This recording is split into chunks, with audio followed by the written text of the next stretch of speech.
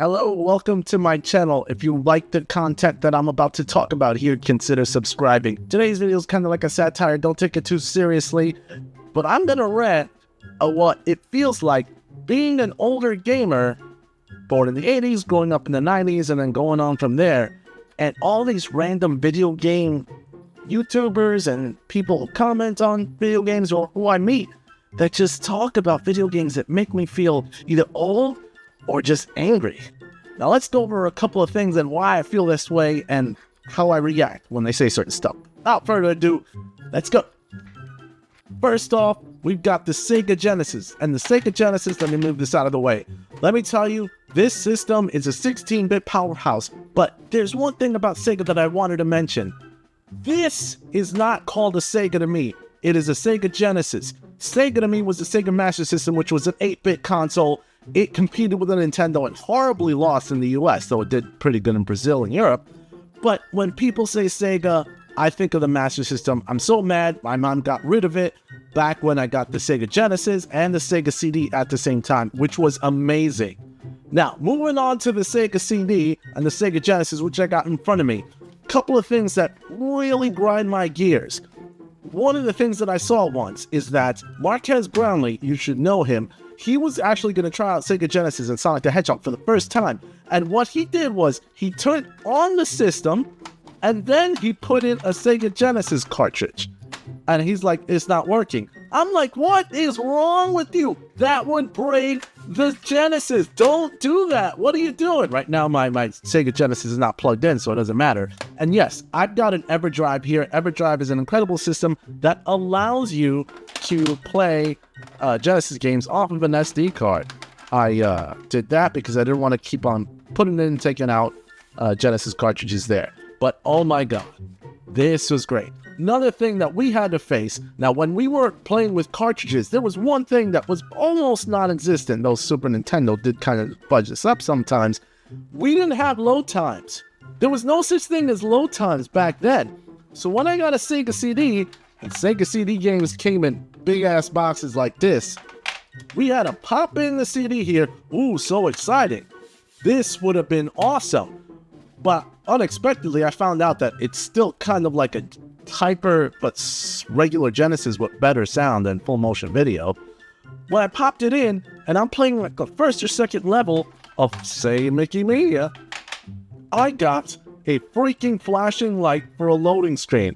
When I got a loading screen, I'm like, what in the blue hell is this? That doesn't make any sense. So I was born with loading screens now, but I was never used to it. Us 80s and 90s kids really didn't have loading screens up until we started getting these CD-based consoles where I'm like, what's the benefit? But I will say it was nice to have pretty good sound. Moving on from that. Now, being a Sega fanboy and being that I was on the Sega side versus Super Nintendo, I got something.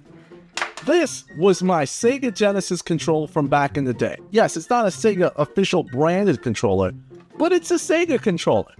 It worked on this Genesis. It was the actual one I used as growing up. 6 buttons. XYZ, ABC.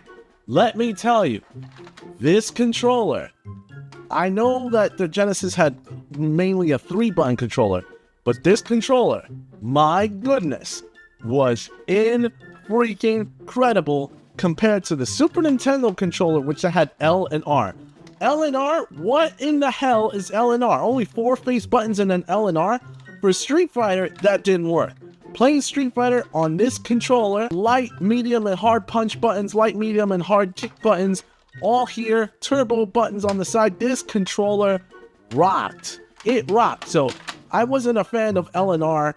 What in the blue hell was that, and why did they create that? I don't care what you say, this controller and this type of Genesis was legit, even though Genesis got punished for only having 3 buttons. Hey, it came out in '89 and Street Fighter wasn't really something that was that popular. And then when it became popular, Sega said, let's give them the 6 right on the face, and it worked beautifully. Younger gamers don't know that. So when I started to move on from this, now my parents bought me this Sega CD and Sega Genesis, but after years of using it, I was old enough to buy my first console because I got a job.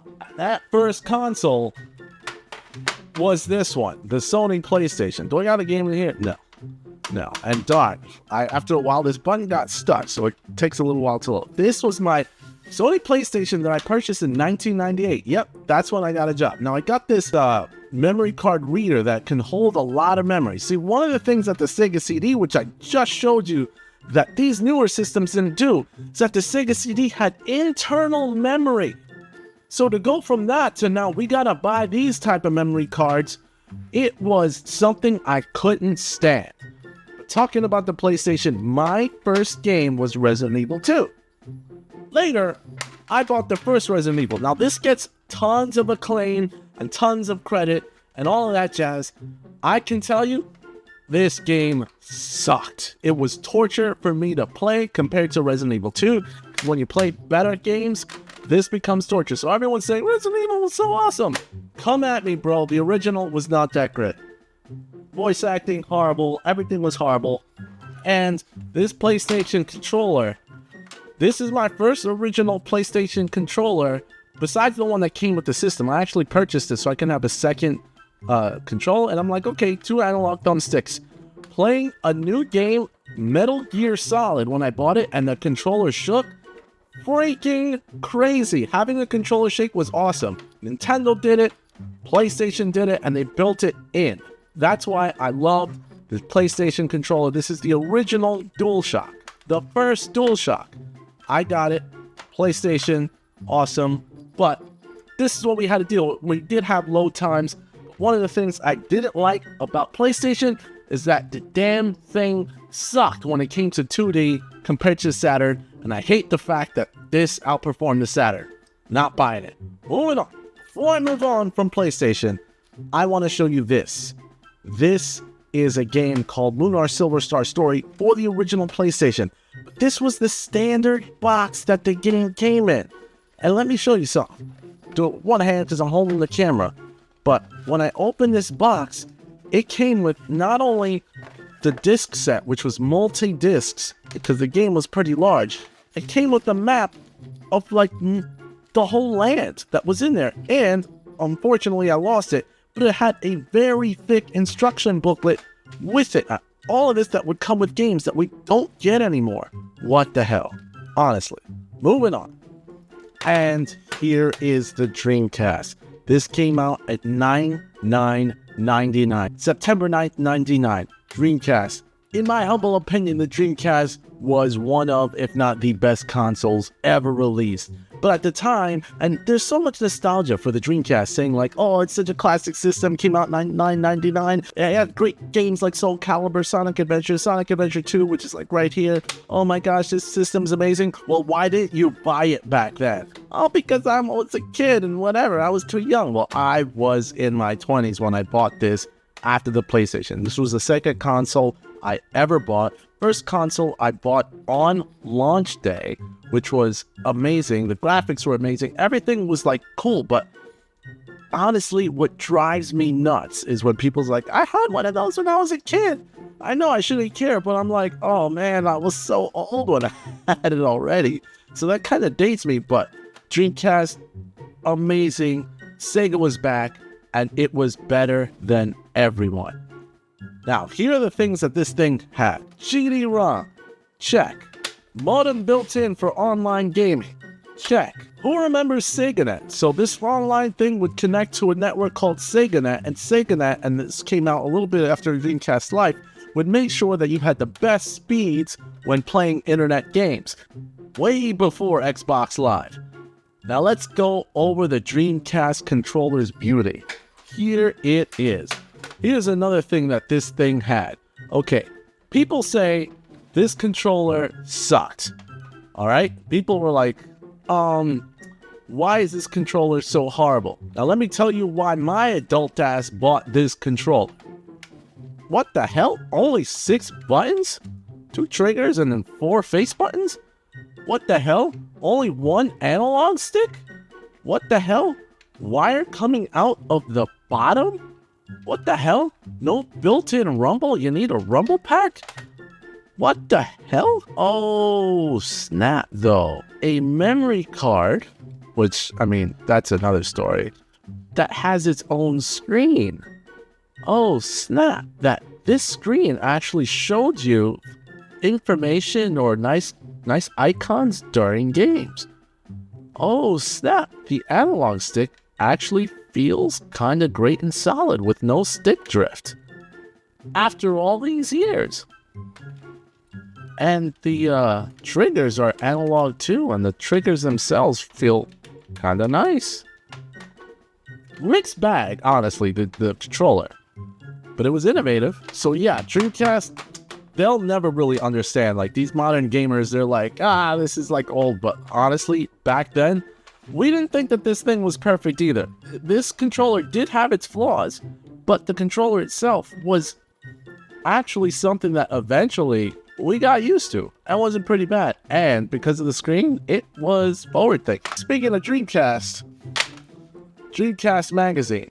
Magazines back then that were actually branded based off of the console that you bought, that only talked about games that were available for the console. I've got a bunch of Dreamcast magazines. I'm just showing you one of my favorites that featuring Skies of Arcadia, Shenmue, all the good stuff.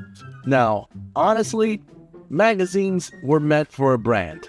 I love the DC magazine and video game magazines in general. Yeah, you got websites now, but to flip through a magazine and look up secrets and codes real quick versus having to Google everything and spend 10 minutes searching for the best website to help you with exactly what you need isn't always fun or quote-unquote more convenient.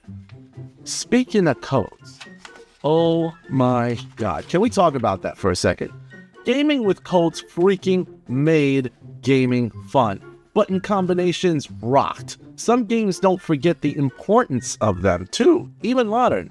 Looking at you, Grand Theft Auto 5, hopefully 6, whenever that'll come out. But then let me flip back to the cover. Like I said, Shenmue. What's Shenmue? What? What is Shenmue? Come on, don't ask me that. Or even worse, what's a Dreamcast? Oh, I gotta walk away. But if they know Shenmue and they say, oh, I got it on Steam, the graphics are so bad in the game, I'm like, are you kidding me? Really? Are you kidding me? The graphics and gameplay were innovative. The purpose, besides a good story, when this came out way back in 1999 in Japan or 2000 in the US, the point of this game was the fact that it was next level over what you can do and the graphics offered. That's what the DC can do, and Shenmue showed you. And on that note, Shenmue 2 will always be a Dreamcast game, not an Xbox game. Sorry, but I have favoritism. And speaking again, also what Dreamcast can do, Metal Gear Solid. That's right. A short while back, a lot of people were talking about the re-release of Metal Gear Solid 1, 2, and 3 for modern consoles. And Metal Gear Solid 1 looked like the original PS, which reminds me, when that came out, what the best graphical upgrade was for the Metal Gear Solid game. The original one, not the remake. And that was on the Dreamcast, thanks to Bleem, or the Bleemcast, Metal Gear Solid version. And if you're asking what this is, get away from me. Now, Dreamcast wasn't perfect. Sometimes there were bad games too. Like, what the hell is Dragon Riders? And why did I fall for buying this? Well, it says, based on the best-selling novels Dragon Riders apparent, this game, poor excuse for a game, was horrible. I guess sometimes the internet allowing you to look up what a game is like before you buy it can come in handy. But this game, bad. Anyway, moving on. Then this bad boy comes out. I'm in my 20s. Dreamcast was pretty much on its way out. Actually, by 2001, it was March, it was already gone. But I bought this console because I wanted to play Metal Gear Solid 2 on it, since I was a huge Metal Gear Solid fan on the original PlayStation, and you saw that I played it for Dreamcast as well. But you know what's one thing I can't stand? Freaking memory cards. They continued using memory cards rather than using internal memory, which, of course, they eventually said, you know what? We'll give you something new. Internet connectivity. But you had to buy it. It didn't come with the system like the Dreamcast did. It could do dial-up and Ethernet. And then the hard drive, you had to buy it separately, so it had internal memory, but only later in its life could you actually save your games into the internal memory, which was kind of douchey. It should have had internal memory in its own, and I think the Dreamcast should have as well, but you gotta deal with what you gotta deal with.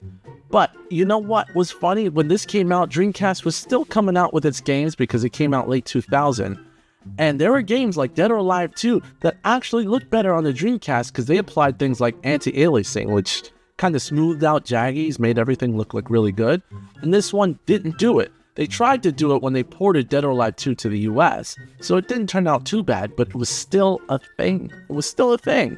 And other games actually still look better on Dreamcast as well. So it was pretty much a good competition, though PlayStation did have the popularity to make it win. But you kids don't know about that battle. You always like PlayStation 2, you kind of grew up and that kind of gets on my nerves. Come on. And then, of course, since Sega was out of the competition, that means that you're gonna have some Sega games that were ported over, and we all know what happened. Sonic was out for the competition. Xbox, PlayStation 2 in this generation started to come out with their games on these consoles, and I was not having it because the best Sonic games came out on the Dreamcast. Though I will say that when this was ported over to the Nintendo, it got worse. Like, you gotta accept it. This is the future of Sonic for the next few years, and we know where the franchise went. That's what it was. But this thing partially robbed me of my Sega console. And all you kids are like, oh, I grew up with that. That was my first console. Again, it makes me feel old. This thing robbed me of so much. But it also gave me good memories. Grand Theft Auto 3, good stuff, whatever. We were adults. You kids shouldn't have been playing that game. You did it. Moving on. And yeah, in this generation, Shenmue 2 was a thing on Xbox. Why did you kill Sega? Why? And speaking of Sega, remember this Dreamcast controller? This Dreamcast controller, again, had its flaws, but it had analog stick, thumb pad, and yellow, green, red, and blue buttons, X, Y, A, B buttons, and the 2 triggers. Along comes Xbox in that same generation as PS2. Blue, yellow, green, red. Kind of the same, don't you think? Where did the Xbox excellent controllers, especially after they got rid of the larger controller, where did it get its inspiration from? You're looking at it. X, Y, A, B, although Xbox did the smart thing of having a trigger and then left and right buttons there, and then of course 2 analog sticks. So they took the Dreamcast kind of default model and they just reworked it for their controllers and then made it work like that.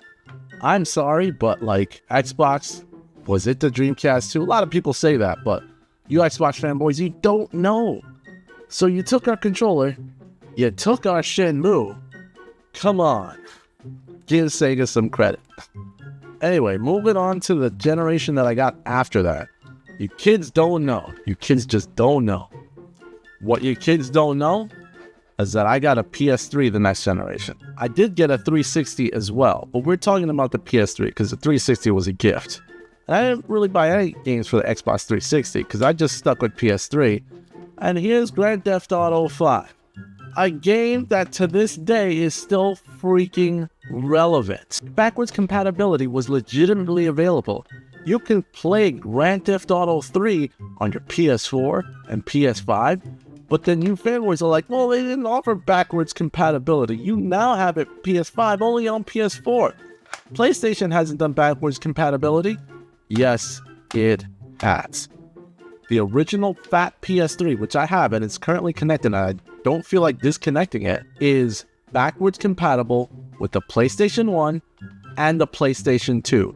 It's got 4 USB ports, it's got memory card readers, it's got a nice fingerprint magnet type of shell casing, and it reads Blu-rays, it reads DVDs, it reads CDs, all of that.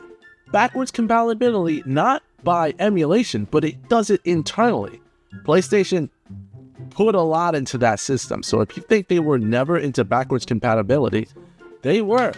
The only problem was the fact that backwards compatibility, they had to actually put the chips in because the PS2 emotion engine was so complicated. PS3's processors cell engine was so complicated on a PS3 that for PS4 to emulate, now that there were x86 processors in the PS4, they couldn't emulate that crap. And they were not about to put those chips in the PS4, because then that would be like a good $1,000. So you had to start from PS4. PS5, another x86 chip, advanced GPU. It could backwards compatibility with PS4 because now the infrastructure and this design is a lot simpler than it used to be back in these days. But PS3 was a powerhouse, and Grand Theft Auto 5, I mean, it's still out. But unfortunately, to play it on PS4 and PS5, you had to download it or buy it again. Moving on. Gaming. Remember those other games in bigger boxes and bigger pamphlets? It's starting to get smaller. Ugh. Now I'm not going to touch upon the PS4, PS5. Those are too new. I think you kids, for the most part, would remember those consoles and be like, yeah, I got one of those. But instead, I'm going to focus on handhelds and then call it a day. This is the PSP. Many people remember the PSP as being one of the greatest portable handhelds out there that could actually compete with Nintendo. So you can actually put discs that spun and were read by the PSP and play the games with one analog stick. You think they would have learned from the Dreamcast. One analog stick, a control pad, and then 6 buttons. Just like the damn Dreamcast. And a home button, and you had to select and start. Really cool system. But one thing that a lot of people don't remember is that this cool system also released with movies. Here's Once Upon a Time in Mexico that I purchased for the PSP, and only worked with the PSP because they wanted to release movies on this thing as well. Make it a portable everything so that you can see entertainment. You can actually browse the web on this thing too, as long as you have Wi-Fi signal. And you can play games, and play games off of your proprietary memory cards, because we can never get rid of those now at this point. Awesome system. A lot of people remember it. Kids, PSP. Then we got my only Nintendo console that I own. A 3DS. What you know about a 3DS? If you've got 3DS, I can't show that too long because then Nintendo will close down this video. But Nintendo 3DS, I never bought a Nintendo console. This was a gift given to me. I got one game that came with the console. That was a gift, Christmas gift. And guess what? I never, ever bought another game. Nintendo, sorry, but I'm a Sega fanboy for life. And till this day, I've never given Nintendo any of my money for a console for me. And I have no interest in any of that stuff. What? That's like blasphemy. Sorry. It's just how I feel. Not interested. I played Nintendo games. Super Mario World is actually one of my favorite games and everything. But I don't need it. I'm Sega. And here's the last one. The PS Vita. What's a Vita? Is that like a PSP? No, this thing was the answer to everything the PSP was missing from Sony, and one of their best, if not their best, portable console. And yes, you can suck it, PlayStation Portal. You don't compete with the PS Vita. 2 analog sticks, small enough screen so you can fit this in your pocket and take it with you. You got all the traditional controls. You've got L and R, but you also got a touchpad in the back that can act as more buttons. You can download all of your games or have them in a card that you can stick on the top, buy more memory, and it's able to be, you could actually do some tricks that you can actually fit a lot more games that you purchase on that top slot and fit a ton of stuff. You can download movies to this, download music to this, browse the internet, watch YouTube videos on this, watch. The Netflix app still works on this damn thing, and this came out in 2012. You could play games that look like console games that you would take with you, almost like PS3 games, right on this. And Sony was like, yeah, you know what? Never mind. We're going to focus on PS4 and all that stuff. What in the blue flying... So yeah, forgotten gem. If you don't know PS Vita, don't talk to me. Get away from me. So that's my little rant that I wanted to go on today, to just kind of go through gaming's like things that I know, but other people are just too young or didn't know about that stuff. This is kind of what I went through at the time. So let me know if you can relate to any of these thoughts or any of these like historical things that I pointed out. And if you were young, what console did you start with, even if it wasn't on this thing? And did I tell you anything that you didn't already know? Definitely consider subscribing and hit that like button. And again, I don't want to insult you just because you're young, but to be honest, I feel old when y'all are like, oh, Shenmue, what's that? Dreamcast? My dad had that. Oh, don't get me started. Anyway, subscribe. See ya.